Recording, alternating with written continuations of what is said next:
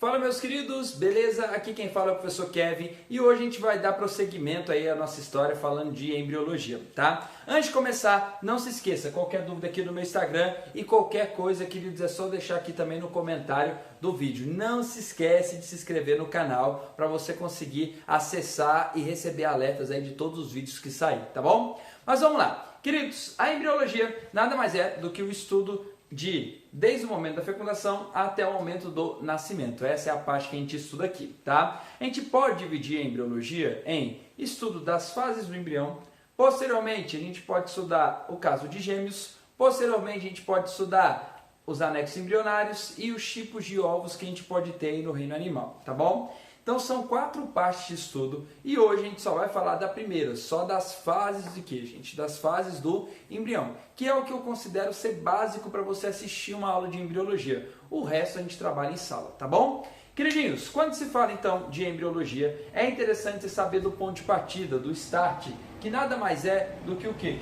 Do que a união de um espermatozoide com um ovócito. Quando eu unir um espermatozoide e um ovócito, queridos, eu tenho o momento da fecundação e essa fecundação vai fazer com que os núcleos dessas duas células se unam. Essa união a gente pode chamar de cariogamia ou anfimixia. E aí, depois dessa união, eu deixo de ser duas células N e eu começo, queridos, a ser uma célula que é 2N, uma célula que é diploide. Essa célula, a primeira célula do novo indivíduo, a gente pode chamar de célula ovo ou se não, você pode chamar de zigoto, tá? Até então não é novidade. Vários seres vivos conseguem fazer o que, gente? Conseguem fazer essa fecundação e chegar até zigoto, certo? O que vai acontecer?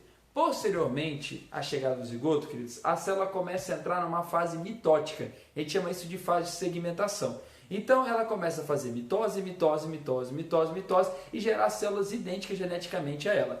Nessas mitoses, você vai perceber que vai ter um emaranhado de células que a gente chama de mórula. Então essa mórula, queridos, nada mais é do que um monte de células unidas umas às outras, tá bom?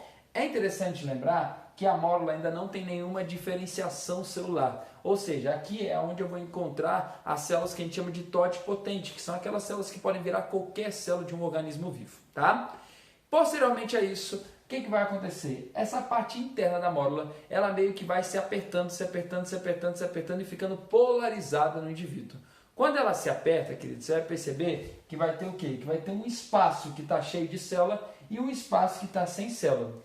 Esse espaço sem célula, queridos, ele está cheio de líquido. É um líquido que se chama de blastocele. Olha o nome, blastocele é o nome de quê? Do líquido, certo? Quando eu tenho esse líquido, quando eu tenho essa morfologia aqui, a gente chama essa fase de blástula, certo? Então, o que é uma blástula? Uma blástula é quando umas células ficam polarizadas e tem um líquido interior chamado de blastocele. Essa fase vai ser muito importante, você tem que tomar cuidado para você não confundir algumas coisas. Por exemplo, queridos, na blástula é o nome da fase, porém, o nome da estrutura em si, a gente chama de blastocisto. O nome do líquido a gente chama de blastocele. E ainda, você pode chamar o nome de cada uma dessas células aqui de blastômeros. Então você percebe que é muito nome parecido. Então toma cuidado na hora de ler sobre esse assunto, na hora de ler os textos, para você não confundir nenhum desses nomes, tá bom? Queridos, para você ser animal, você precisa ser eucarionte, você precisa ser pluricelular, você precisa ser heterotrófico e você precisa passar por fase de blástula. Então significa que dentro do reino animal tem todos os indivíduos que pelo menos chegam até blástula aqui no desenvolvimento embrionário. Então, por exemplo, os poríferos, queridos, lá as esponjas do mar, eles só chegam até blástula. Então você tem que lembrar que até aqui, quem vem? Vem os nossos queridos e amados poríferos, que são as esponjinhas. Lembrando, o reino animal, a gente divide ele em 9 filos, tá? Poríferos, quinidários, plateumintos, nemateumintos, moluscos, anelídeos, artrópodes, equinodermos e cordados. 9 filos aqui pra gente, tá? O primeiro que a gente sempre estuda vai ser porífero, pela ordem evolutiva mesmo, que a gente fala, né? Então, os poríferos, queridos, ele é o quê? Ele é as esponjas do mar e ele só chega até a fase de blástula. Lembre-se o seguinte, queridos, aqui não tem nenhuma diferenciação de folheto germinativo.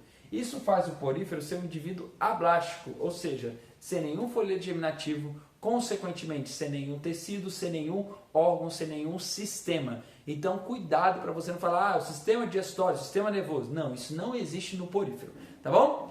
A partir disso, queridos, o que vai acontecer? Essa estrutura de blastocisto aqui, ela vai começar a invaginar.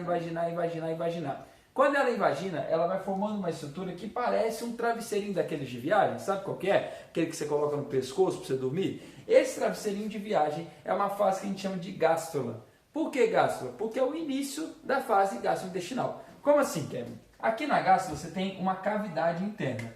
Essa cavidade interna você pode chamar de arquêntero. E o arquêntero nada mais é do que o intestino primitivo. Ou seja, querido, o espaço de quê? O espaço que será o intestino um dia, certo? A entrada desse arquêntero recebe o nome de blastóporo. Blastóporo. E esse blastóporo, ele vai virar ou boca ou ânus. Se o blastóporo vira a boca, queridos, você chama o indivíduo de protostomado ou simplesmente de protostômio. Se o blastóporo vira ânus, você chama ele de deuterostomado. Por exemplo, nós cordados, nós somos deuterostomados, tal como os equinodermos, são os únicos dois deuterostomados, tá bom? Os outros todos são protostomados. Então, quando a gente pega, por exemplo, molusco, anelídeo, artrópode, tudo isso vai ser protostomado. Fechou? Então, só lembrar, equinodermos e cordados são os únicos dois deuterostomados. O resto você pode chamar de protostomado, certo? Na gástrula acontece uma coisa que é muito importante, que é o surgimento de folhetos germinativos. Que folhetos germinativos são esses? São células diferenciadas, certo? Que vão originar tecidos em algum dia. Então, queridos, esses folhetos germinativos, eles recebem o nome de acordo com a posição em que eles estão. Então, o folheto germinativo mais externo vai se chamar de ectoderme. O mais interno vai se chamar de endoderme. E o do meio vai se chamar de mesoderme. Por exemplo, os quinidários não têm o do meio. Então, os quinidários só têm dois tecidos. A gente chama ele de diblástico. Então, olha a onda, poríferos ablásticos, quinidários diblásticos, certo? Só tem ectoderme de fora e endoderme de dentro. E a partir de plateuminto você vai ter indivíduos que são triblásticos, ou seja, queridos, indivíduos que têm 3 camadas aqui de tecidos, tá?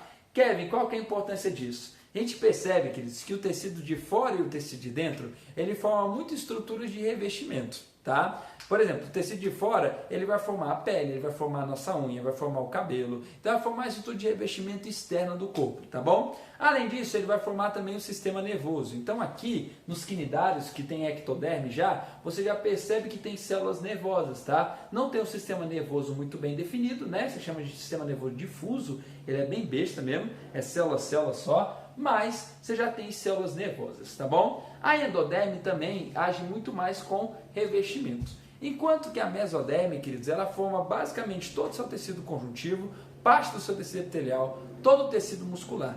Então significa, queridos, que a mesoderme ela é o grande folheto germinativo que é responsável pela geração de estruturas especializadas no seu corpo. Então você vai ver muitas estruturas especializadas a partir, por exemplo, de plateuminto. Você vai perceber que aqui, queridos, os quinidários, eles não conseguem nem ter um tubo digestório. Então, eles não têm aquela onde ter boca, esôfago, intestino. Não, certo? O quinidário é basicamente uma boca e um buraco revestido por um tecido, certo? A partir de plateuminto, a gente já consegue, de fato, ter um tubo digestório que a gente consiga classificar. Tá bom? Até aqui todo mundo de boa? Queridinhos, quando se fala de neurula, nada mais é do que o quê? Do que a fase que a gente pode chamar de organogênese, ou pelo menos o começo de organogênese, tá? Então preste atenção. De zigoto até blástulo você chama de segmentação. Blástulo até gástulo você chama de gastrulação. De gástulo para neurula você pode chamar tanto de neurulação, como você pode chamar também de organogênese, porque é aqui que vai começar a formar ali seus órgãos, tá? O que você vai perceber, queridos? A neurulação, esse nome não é à toa, mas é porque forma essa estrutura aqui, que eu vou chamar de aqui ó, que nada mais é do que um tubo neural. Ou seja, a neurula, ela é uma estrutura onde o sistema nervoso começa de fato aqui a surgir. Uma coisa que eu queria a atenção de vocês, essa neurula que a gente desenha, essa neurula que está dentro do livro de vocês, é uma neurula que ela é dos cordados propriamente ditos. Por que eu digo isso, queridos? Porque essa estruturinha 2 aqui, ó, é a estrutura que a gente chama de notocorda, que é uma estrutura presente apenas, notocorda, que é uma estrutura presente apenas, queridos, aonde? Nos cordados, tá bom? Então essa neurula é especificamente de cordados, certo? A notocorda ela vai ser bastante interessante. Por quê? Porque ela vai ser substituída pela sua coluninha vertebral, tá bom? Vamos com calma. O tubo neural veio de onde? Da invaginação da ectoderme. Então você já pode inferir que o seu sistema nervoso, queridos, ele tem origem ectodérmica, tá? A notocorda ela vai ser substituída por um tecido ósseo e um tecido cartilaginoso. Isso significa, queridos, que a sua coluna vertebral, certo? Ela vai ter uma origem mesodérmica, perfeito? Aqui dentro continua sendo o arquêntero, é a mesma estrutura, então aqui só fechou, legal? E essas estruturas aqui, elas são muito importantes, que são cavidades. Essas cavidades, que eu vou chamar aqui de 3, nada mais são, queridos, que cavidades celomáticas ou celoma. Tá vendo esse espaço em branco aqui? Ele, na verdade, não está desocupado. Todo esse branco interno aqui, queridos, são células da mesoderme. Então significa que o celoma nada mais vai ser do que uma cavidade que ela é recoberta ou totalmente revestida por essa mesoderme. Então se a gente pensar, os plateumintos, queridos, eles não possuem nenhum tipo de celoma, então ele não possui cavidade nenhuma. Tanto que o bicho é achatado, né? Então se não tem cavidade, significa que também não tem espaço para uma complexificação de órgãos muito grande, tá? O nemateuminto ele já tem até um volume, ele é um verme cilíndrico, né? Porém, ele não tem um celoma verdadeiro, porque o celoma dele ele é parte revestido por mesoderme e outra parte revestido por endoderme. Então significa que esse celoma, queridos, ele não é verdadeiro, a gente não é totalmente revestido por mesoderme. Então a gente chama de pseudoceloma. Você vai perceber que o nemateuminto também não tem uma quantidade de órgãos muito grande. A partir de molusco, a gente começa a ter indivíduos que são celomados, ou seja, indivíduos que têm um celoma verdadeiro.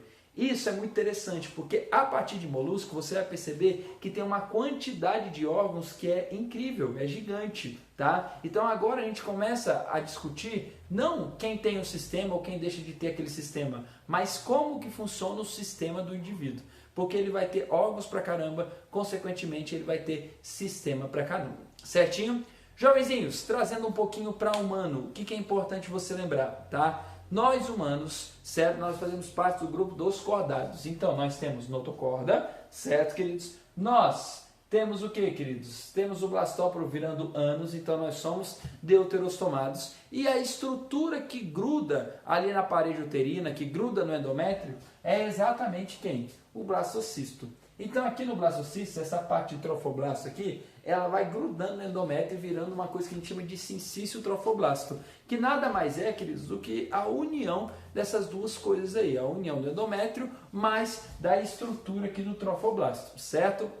Vocês vão perceber quando vocês estudarem anexo embrionário, que a gente chama ao redor do ovo de córion, tá? Então é exatamente desse trofoblasto aqui que vem o córion, certo? E esse córion vai se unindo com o endométrio. Isso, depois de algumas semanas de gravidez, por volta ali de 20 semanas, vai se desenvolvendo e vai formando uma placenta. E essa placenta ela vai ser muito importante para a gente mamífero conseguir sustentar o nosso feto, tá bom? Queridos, por hoje é só. A embriologia é bem extensa, mas é bem legal o assunto, então compensa muito você sentar, você estudar e você assistir às aulas sobre isso aí, tá bom? Beijo, um queijo para vocês, até mais, se cuidem, qualquer coisa é só falar comigo. Tchau!